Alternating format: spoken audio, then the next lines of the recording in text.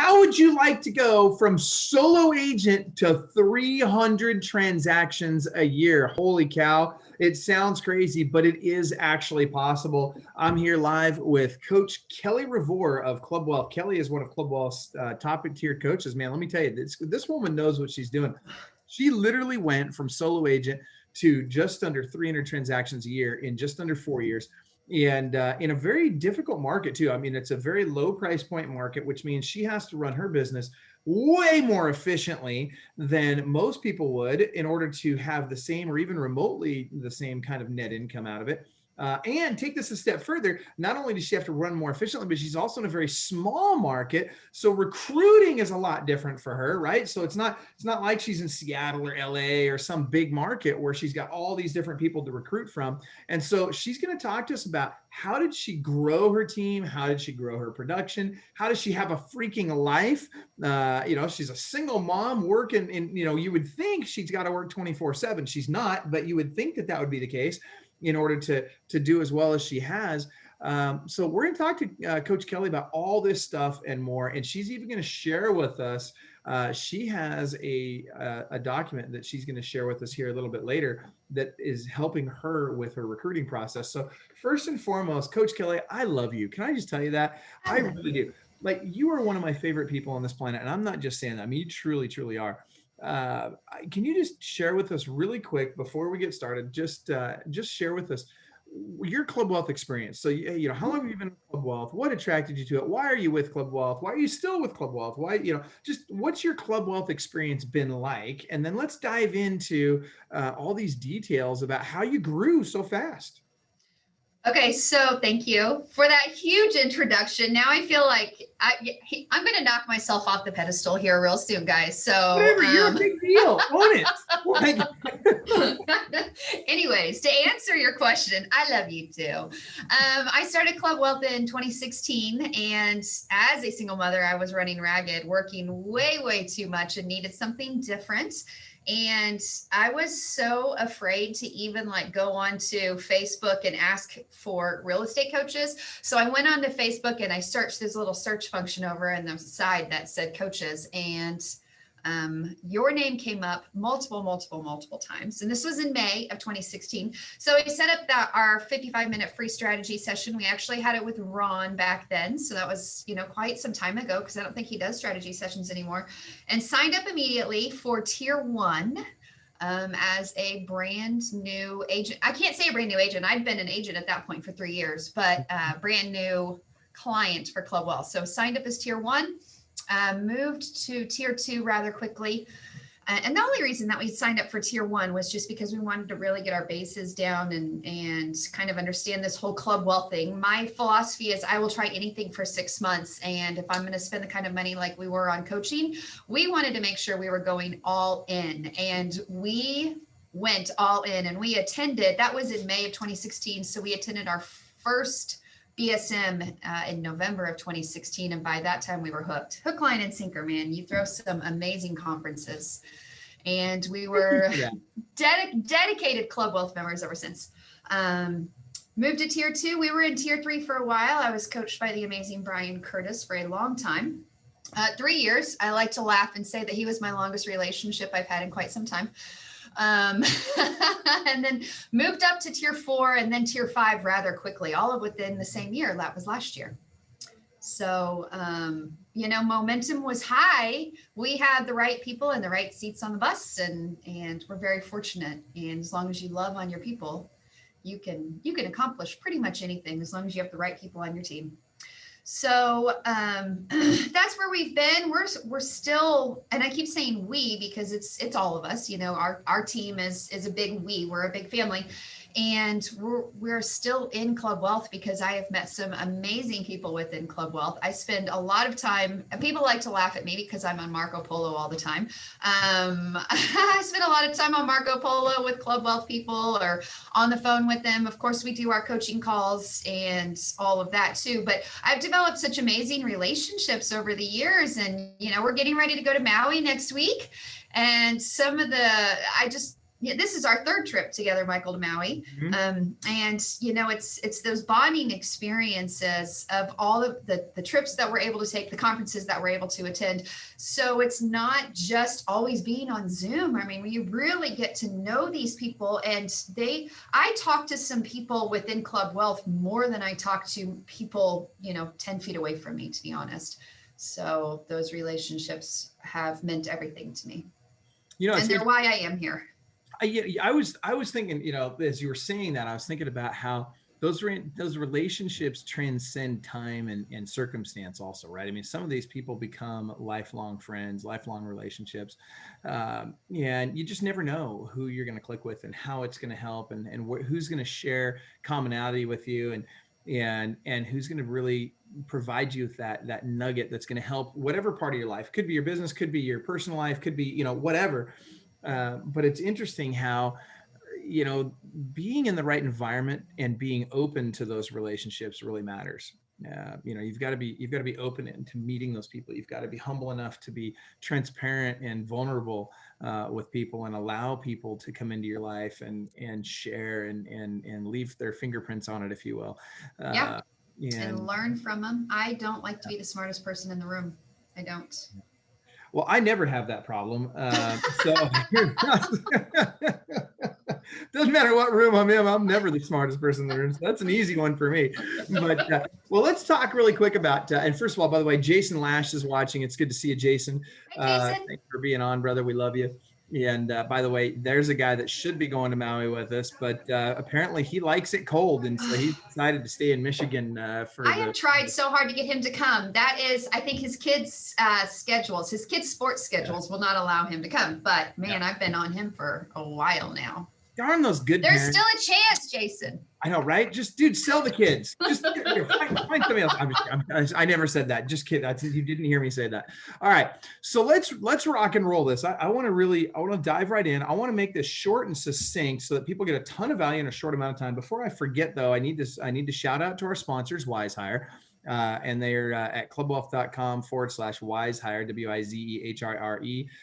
We use them a ton. Kelly, I'm not sure if you're using them or not, but we're loving WiseHire. We do about 35 to 75 interviews per week, the majority of which come through WiseHire, and they've been very successful for us. So that said, let's dive right in. So let me ask you this. So first and foremost, you're a big believer, correct me if I'm wrong, in building a team or being on a team. And I always say this with the caveat that you either need to be building a team or you need to be on a team. The days of being a successful solo agent are quickly coming to an end. What are your thoughts on that? And tell us kind of your journey on that. Oh, absolutely. I am a full believer of being on a team or leading a team. You've got to do one or the other. Real estate, you don't go to a doctor's office and check in and the doctor doesn't check you in. And then the same doctor that takes your blood pressure and your temperature and the same doctor that does your exam. There's so many special aspects of real estate. You can't be a marketer and an accounting person and a real estate agent and a salesperson and a buyer's agent and a listing agent. It is so difficult anymore because the expectations I feel of the clients, even back from when I started 7 years ago, gosh, it's been almost 8 years. I'm sorry, that just hit me. It's been almost 8 years. The expectations of our clients has just gotten more and more and more. They want you to have an immediate reaction to things. They want you to know exactly everything that there is to know about everything. And it is very, very difficult. So you've really, being on a team, it cuts so much of that learning curve off. It really does. And whether you choose to grow a team or be on a team, the curve of learning and the curve of success is shortened just because, again, you're surrounded by people that are doing the same things and have the same dreams and desires that you do. The motivation is high when your motivation is high. And that's why we hit tier 4 and tier 5 so quickly, because our motivation was just astounding. And we just chose not to sit back and ride with it. We went harder and harder and harder. So what would you say to the person that says, well, I don't want to be on a team because then I have to give up half my commission? Yeah. So that's always crazy to me.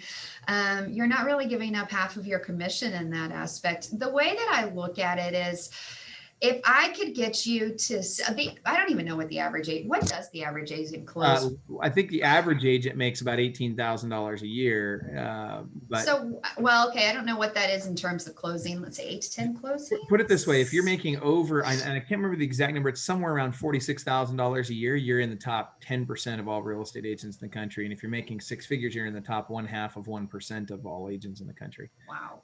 Yeah. So, okay, let's say the average agent, if they could sell 8 to 10 houses a year, but on a team, you can sell 8 to 10 houses a quarter. What would you rather do? Sure, if you look at it as I'm giving up half of my commission, and we can talk about that because I have a different outlook on that. But if I could teach you how to sell 8 to 10 houses in a quarter, you're gonna make 4 times as much money.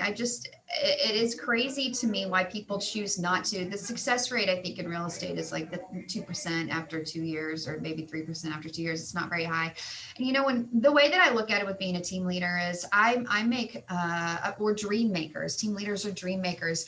People get into real estate because they have the dream of having their own, running their own schedule, or showing homes because they love showing homes. People get up on Sundays and just go to tour open houses. That's their dream. Their dream is to be realtors. And if you can find somebody that can help make that dream come true for you, that's the way that I view that.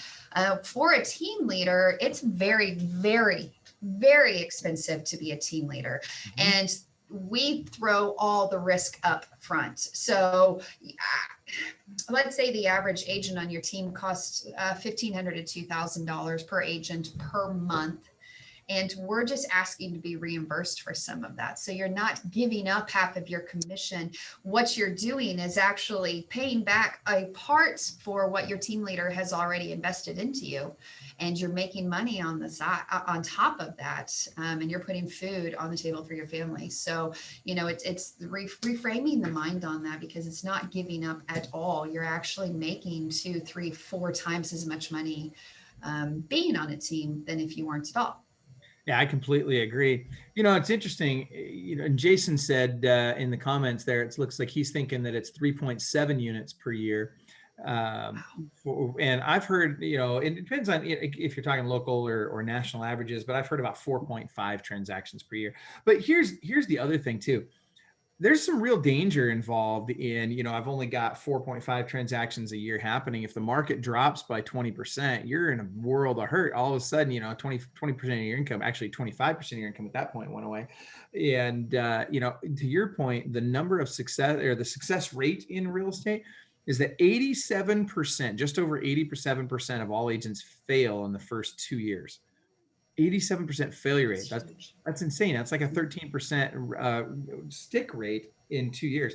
And now I would say, and I don't have the statistics for teams, but I would say that number is vastly different on teams. I know both of my kids, like they're, Austin, for example, he's on a team now, for that very reason, right? Because when you start off, you really need that edge of, somebody else is helping with the marketing. Somebody else is helping you with all the systems, tools, technologies, leads, support, personnel, everything you need to be successful, the environment, the accountability, all of the stuff, the education, the training, everything you need to be successful is provided by great teams. And it's a very low cost to get at that, because frankly, if you went and paid for all that stuff yourself, you're going to spend more than 50% of your first, especially if you're doing less than 10 transactions a year, you're going to spend more than that just to buy the technology that you need and the leads that you need, because you don't get the leverage of the team. A team can go out, they can buy that team platform for the CRM, for example, and adding another agent is a lot less expensive than going out and buying that platform again. So the whole system is really, it really is. And the way that I view it too, when it comes to that, because I'll be honest and very, very transparent with everybody that's watching right now, is there's been many, many times over the years that I have thought, oh my God, what am I doing? I just want to blow the whole thing up and go back to being a solo agent, because it is difficult to be a team leader. But I have a responsibility. This is how I view what I do every day. I have a responsibility to real estate in general. A lot of times we have such a negative perception. Real estate agents, a lot of people have a negative perception of who we are and what we do. They think that we're just out the general public, a lot of them. just think that we're out to catch a quick buck or whatever. And I have a responsibility to my local board of realtors to make sure that we are professional and we have high ethics and things like that. So that's how we train our team. You want to be professional at all times, have good ethics at all times, and have a great reputation, because everybody on my team ultimately is on the Revore team, and it's my reputation that's on the line. So, flat out, it's my reputation that's on the line. If they screw up, I screw up, right? It's 100% on me. So I have the reputation, or we have the responsibility, not only to my local board, to the state of Missouri, but to NAR and all the real estate agents, to make sure that I am helping agents to become more professional, to help switch that mentality. And I know all the agents on my team aren't going to be on my team forever, but if I could help them make money at the beginning, train them the proper way to be really amazing real estate agents, and then they go out on their own, I have done everything that I've set out to do. And that is not why I started a team in the first place, but that is over the years of it evolving. It's become so much more than just me, because I've seen realtors that have left the team and that have done amazing things and just in general have been good people. Well, and here's the reality. The reality is not everybody leaves the team, right? Right. A good number of them stay on the team, and you continue to build and deepen that relationship and help each other succeed. It's very symbiotic. And, again, to your point, I think it's a difficult thing for a lot of agents to understand that, look, going it alone sounds great at times, but, Kelly, in your case, here you've got a big team built up. If you were to go back to doing it alone, your per transaction expenses would actually go up. The bigger your team gets, the lower the per transaction expenses are. And a lot of the business, like right now, as a team leader, you probably get some fairly easy transactions comparatively, right? But that's because you're getting all this stuff that's kind of the low-hanging fruit on the team, versus if you were out on your own, you don't have all of that lead generation happening, all the momentum happening that's creating that easy, lower hanging stuff for you currently. And so there's pros and cons to it. Now, I think that you also need to be, you have been very real about this. Team leaders lose money occasionally. You're going to have a month or two, and sometimes even 3, where you lose money. And that's a tough pill to swallow, especially when you're out selling houses, right? The whole, if you're still in production, then you're out and you're putting transactions together, and all of a sudden you've lost money that month, and you're thinking to yourself, why am I doing this? Why am I going out, and not only do I have to sell 3, 4, 5 houses a month, but then my team's got to sell all these houses every month in addition to that, and I'm still losing money. What's going on? At what point do I start making money? So talk to us about that. Yeah, that was definitely some of my most difficult times. The first 2 years of building the team was definitely the most difficult because of that right there, because I felt like I was working harder than pretty much anybody else on my team. I felt like I was working harder than them. I felt like I was working to support them, is what I felt like, because I was closing more transactions than they were, and yet all of the money that I was making was going towards their lead gen, because I take none of the lead gen for my team. So it does not, the only thing I work is sphere and referrals, and that is it. I don't do any leads that we get. They are all dispersed out to the team. And that's how it's always been since we started, because I didn't want anybody feeling like I was cherry picking anything. So that is how it's always been. So I felt like, oh my gosh, I'm going out here. Not only am I selling more than you, but I'm also having to train you. And I'm also having to pay for my admin and my support systems. And I'm also having to pay for you to have leads. And you get to sit here and on your daily huddles tell me that you made 5 phone calls yesterday. It was just, it was so exhausting, and the frustration. And when they wouldn't be here for call nights, or they wouldn't be here for client appreciation events because they had something come up, and I'm like, and so it's just weeding those people out, and again, putting the right people on the right seat in the bus. So talk to us about that. So how did you get past that? How did you grow beyond that? I'm supporting the whole team, and if I stop producing, then the team's going to fail. Oh yeah, the team will fail. I blamed it on Brian Curtis, actually, which he didn't do anything, but I had to have a come to Jesus meeting with my team, and I had to blame it on my coach. And I said, hey, my coach just did an audit of our books, and if we don't start producing more, I am literally bleeding dry, and we're not going to be around. I don't even know if we'll be able to last 3 months. That's what I said.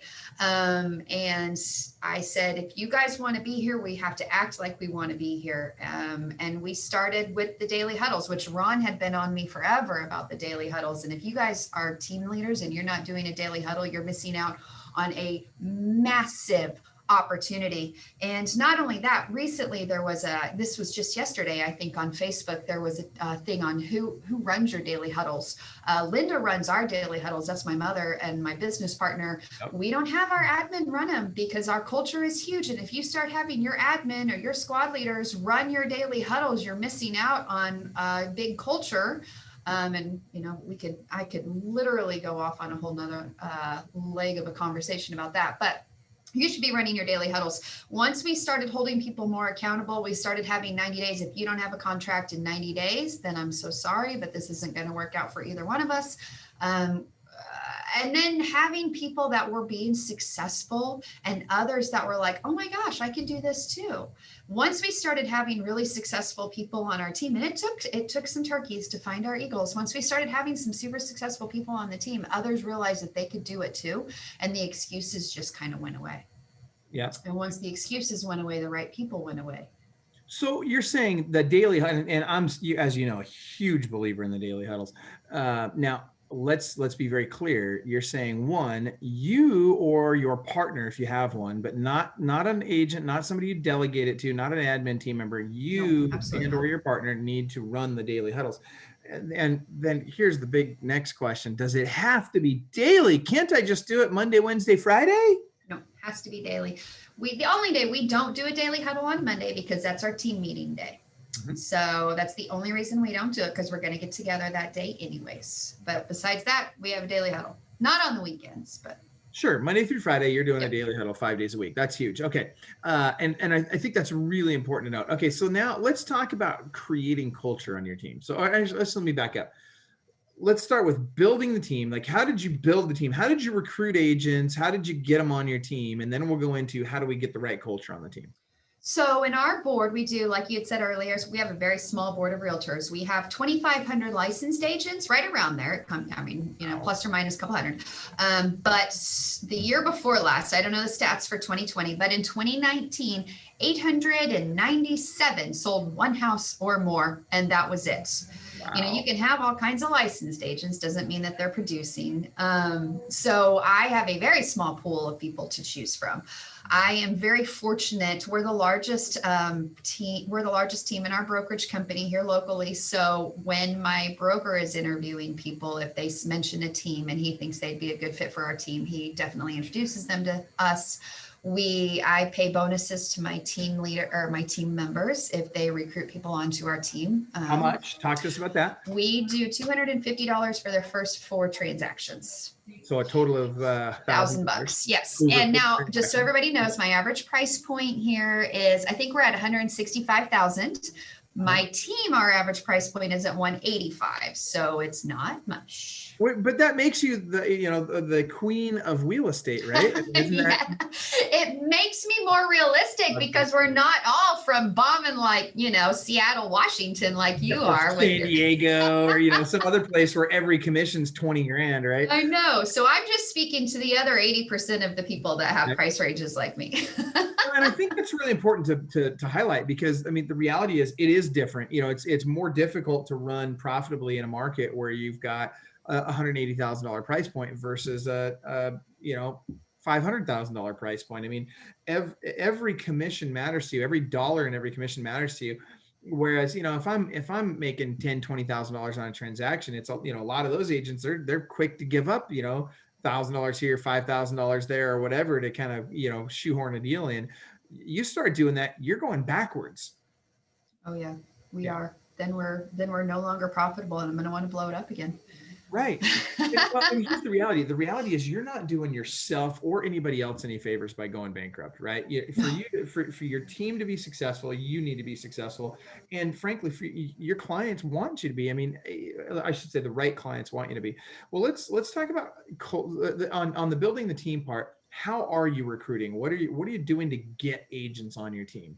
Indeed, all the time. I am involved in our local board of realtors because we are in in the Midwest. We're here in Springfield, Missouri, and relationships matter a ton here. So I am involved in our local board of realtors, and I stopped. I'll be honest, I stopped that. I was heavily involved in 16, 17, 18, and by 19 and 20 was when our team and our momentum was skyrocketing, and I really took a pause on all of that within our local board of realtors. And it's not the best decision that I've made. So I'm jumping back into it. And I told myself, I love brand new agents. And so I said to myself, what's going to get me in front of brand new agents? Because I'm no longer YPN. I'm no longer the Y of the YPN committee. So I had to go to something else. And so you're like the OPN committee, right? Yeah, the OPN, the Old People Network. Instead of the Young People Network. So I am involved in the education committee because that's going to put me in front of a lot of brand new agents, and I'm going to be able to start building those relationships again. We do a ton of social media advertising on our team events. We have 4 or 5 team events every single year. We have our client events. We do a lot of video to make people just excited about wanting to be on our team. And like I said earlier, my broker, he really helps us recruit. And that was not easy at the beginning. They didn't. The brokerage company that I was with kind of had, or am with, I mean, I've been with them this whole time, but they're kind of a negative perception on building a team. And it was probably more of a threat than anything. And I said, that's fine. That was before. Previously, yes. When we first started in 2016, when teams started to become a thing, but weren't really a thing, and people always feel threatened by things that they don't know or understand. And now they see the value in it because I think our team is like 30% of all the income that our brokerage company made last year. Really? So yeah, it was huge. So now they love us now and help us recruit. So that's what we do. We don't use Wise Hire, but the only reason why is because I have a very small price point, and Wise Hire does a lot of Indeed advertising, which I can do just as well. There are tons of amazing companies out there that will help you recruit. And I know Club Wealth endorses quite a few of them. I don't spend money on that either. I do my own calling. I do my own recruiting because, again, going back to being a profitable business. Well, and again, yeah, to your point, it's a lot more difficult at a lower price point. You know, it's kind of like when somebody's newer in the business, right? If they're brand new in the business, they have more time than money. And when you're running on thinner margins, you're going to need to do more things for yourself rather than just hiring a third party to do it. You don't have the luxury of just writing a check for everything you just want to write a check for. Well, in some of those companies, I think they call 20 people a day. And I'm like, goodness, you'll get done in less than a month calling everybody that's available in my board because I have such a small board. I have such a small pool of people. It seems like, I think it was Misty Bruton said she had like 20,000 people out in Texas in her board of realtors or something crazy. And I'm like, yeah, drop a 0. And you could even possibly drop another 0. And I love that you're focusing on new agents, and that's been a big push for us. One of the things that we're doing a lot now using Club Wealth University as the tool to do that, is not only are we doing, and I say we, I'm saying, Lee Garland, Jason Lash, Jason Cadwell. I mean, these, huge producers, doing 500-600 transactions a year. Tim Ray are now building out their onboarding and their and not just onboarding, but well, let's back up. They're building these processes inside Club Wealth University so that they can automate a lot of that process. But then what they're doing is they're also doing this with people that are pre-licensed. So they're creating pre-licensed material and pre-licensed content now, not to teach people how to get their license, right? So basically the pitch is, hey, look, when it comes to getting your license and staying out of jail, you're going to go to this school to teach you that. But when it comes to how do I make money as a real estate agent, we're going to do that for you. And we're going to get you in our, pre-licensed agent accelerator program. And anyway, they're crushing with that. I'm curious, have you already adopted something like that? Is that on your radar? Where are you at with that? It's huge. And the nice thing for these guys is, using Club Wealth University, they're able to do it A, for free. B, they're also able to collaborate. They're able to share that content with each other, so they can borrow each other's modules if they want to let each other do that. So they don't have to create all the videos and all the questions and all the content. So speak. Yeah, and Jason Lash created this great PPC video, and he's just the master at all that stuff. So, and shared it, and that's again going back to how amazing Club Wealth is. So many people can help you cut the curve and do a lot of that stuff for you. So yeah, we have a great onboarding system. And this is a weakness on my end, and I know that if they are not already licensed, I do send them the document actually that I sent in for our that I'm going to share today. We do send that to people if they want to be licensed. I don't take a lot of time heavily calling those people because most people don't know what it's like to be a real estate agent, and they don't realize what is involved in that. So I don't spend a lot of time on unlicensed people because I need to spend more time on those that are licensed to get them into my team.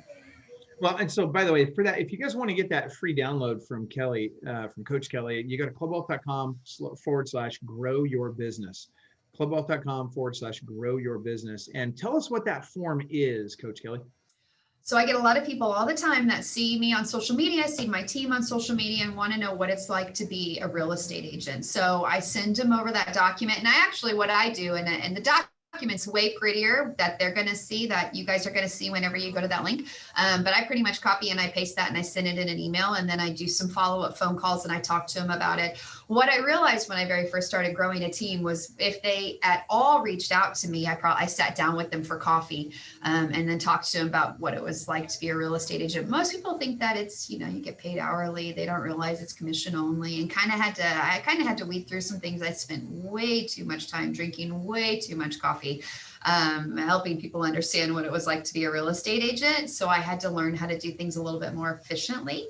But that document has saved me so much time over the years, not having to sit on the phone with people, not having to sit down for coffee with people. That just gives a really great general overview on how amazing it is to be a real estate agent, and also the cost of being a real estate agent.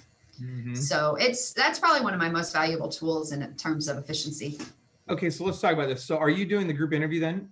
Yes, we do group interviews. So you run them so generally speaking, what we're seeing is working very well. And what we do internally in Club Wealth is we take all applicants that are not licensed yet. We run them to a group interview. At that group interview, that's where you would share the form with them. You would walk them through all the stuff you just described.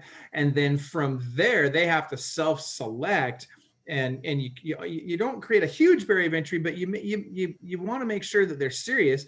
And then when they self-select, then you can put them through your pre-licensed agent accelerator program, which now kind of indoctrinates them into your team. They actually become a part of your team. They can put their sphere of influence into your CRM and all that stuff. They can start calling their sphere of influence to invite them to your client event. They just can't talk real estate with people yet. They can't do anything that requires a real estate license yet. But they can certainly tee up appointments for, let's say you've got an agent on your team that, could go out with them. Let's say they've got a brother, sister, cousin, whatever, wants to buy a house. Great. Let's take, Susie sells a lot on the team with us. We'll go out. Susie will sell them a house. And when they get their license, they can then get the referral fee. But they got to get their license to get that. Yep. And then I don't pay for them to get their license either. And I know some people within Club Wealth have, but I found if there's no skin in the game, they have no desire to do anything. So we don't pay for them to be licensed. Now, if they are licensed and they are somewhat interested in joining our team, because our team culture is amazing, we invite them to every single person that seems interested. I invite them to our Monday morning, our Monday team meetings. And then if they want to jump on a daily huddle, they can jump on a daily huddle as well. But those usually, if I can get them to a team meeting, they're hooked because my team is amazing. Can I just say, I love your advice that you don't pay for them to get their license. And can I take Coach Kelly, if there's somebody in Club Wealth listening to this that is currently paying for people to get their license, don't do it. Like, that's a no-no. Like, why would you do that? I agree with you, Coach Kelly. They got to have skin in the game. All right, let's move to, because we've only got about 6 minutes left, and I want to touch these last couple of bullet points. So don't forget, if you guys want that download, go to clubwealth.com/grow your business, and that'll get you Kelly's download. But talk to us about creating culture and the not just the importance of it, but logistically, how are you creating the culture on your team? So it's not something that you can just go and do your little checkpoints to make sure that you're getting all these check things done. It's really something that's created over time. And it's something that as soon as you find a toxic person or a cancerous person, you got to get rid of them quick, because if you don't, everything that you just spent the last 4 years building can be gone in less than 4 months. And you're going to kind of wonder what on earth just happened. So Slow to hire, quick to fire, right?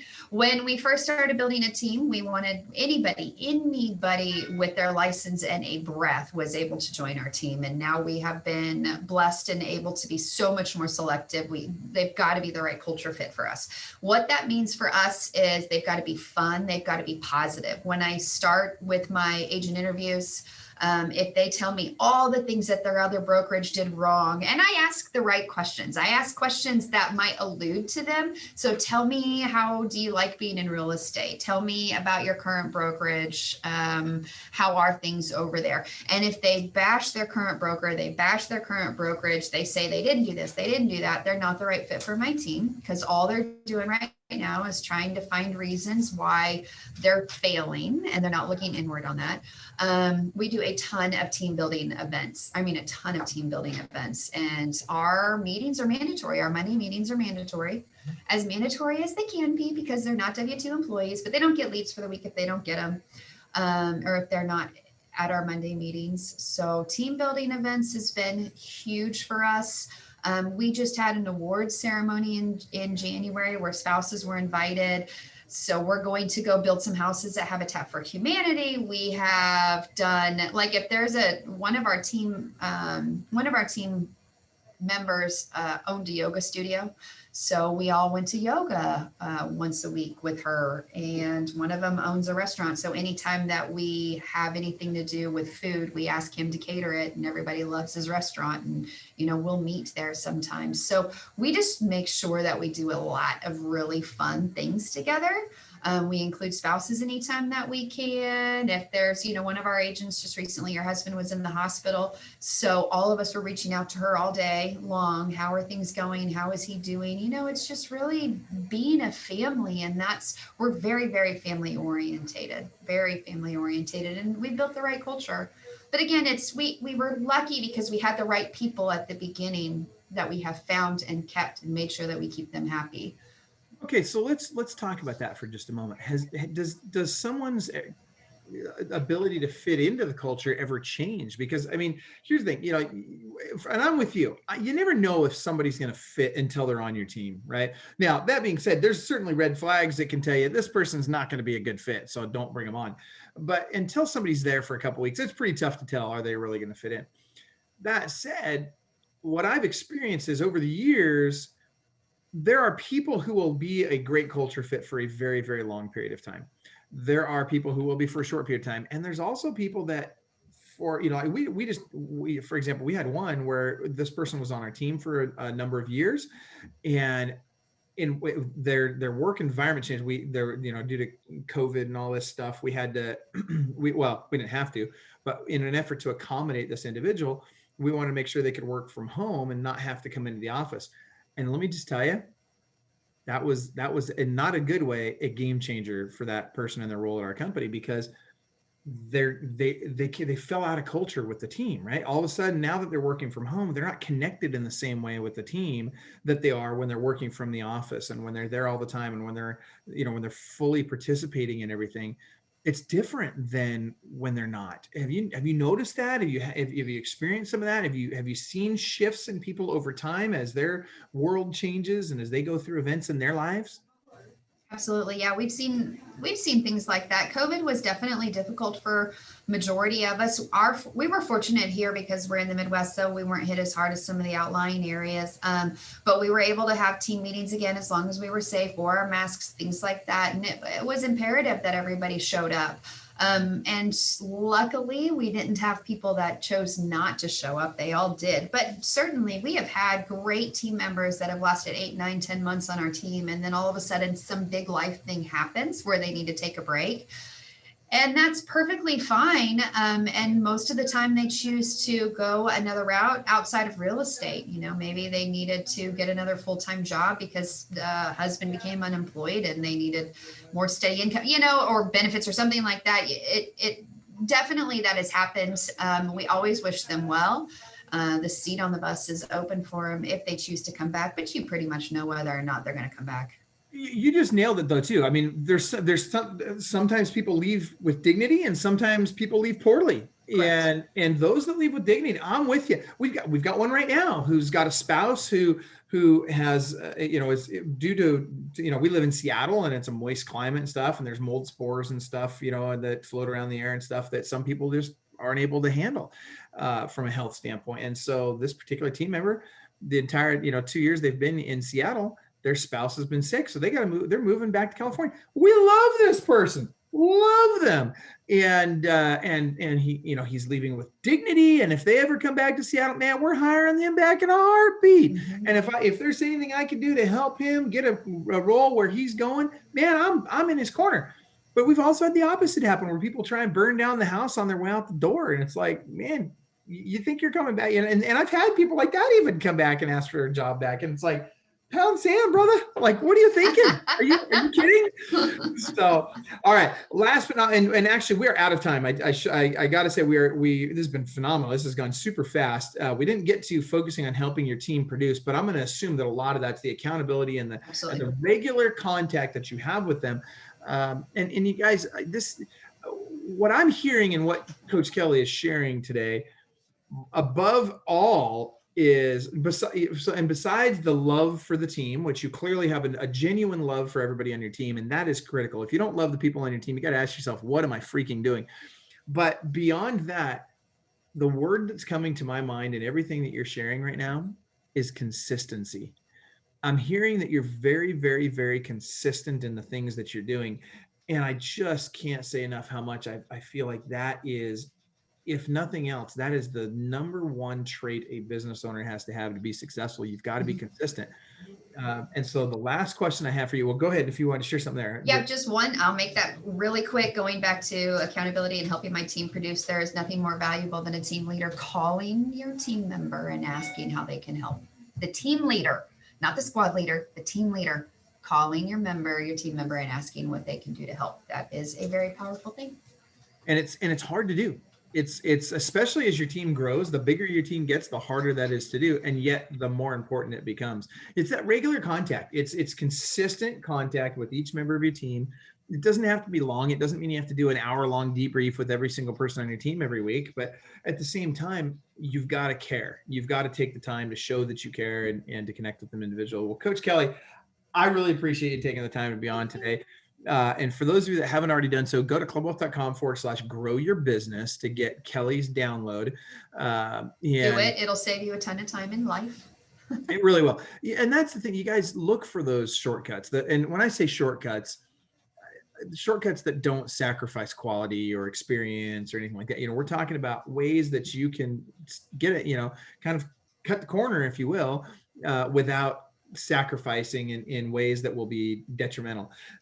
And you can take advantage of what Kelly's learned and what she's gone through, the mistakes she's made and how she's learned from those mistakes. And this document is one way to do that. So that said, also, Coach Kelly, tell us, you are in Missouri. Tell us what part of you're in. Springfield, Missouri, southwest portion of Missouri. So we service Joplin quite a bit, Branson quite a bit, Springfield. Those are probably the three biggest cities close to us. So I would recommend anybody that's got a referral in that area, you reach out to Coach Kelly. I know that she and her team will take great care of them. And my hunch is she'll probably remember you and want to return the favor of given the opportunity. So absolutely. Right on. Well, we've got a coach's call to get to. So everybody have a great day. And Coach Kelly, anything you want to add before we wrap up? No, thank you for the opportunity. And anybody can reach out to me. You've got my name. You can reach out to me on Facebook or whatever, but I'm always here to help.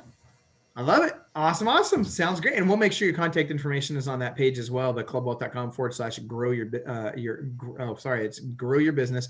Also, Kelly's, you can go to clubwealth.com/Kelly Revore for her coach's page, and you can read all about Kelly and her experience and why she's a great coach should you ever decide that you're ready to step up and to get some coaching. So, all right, that said, have a great day. And Coach Kelly, I'll see you on the coach's call. And more importantly, I'll see you in a week in Hawaii. In Maui, yes.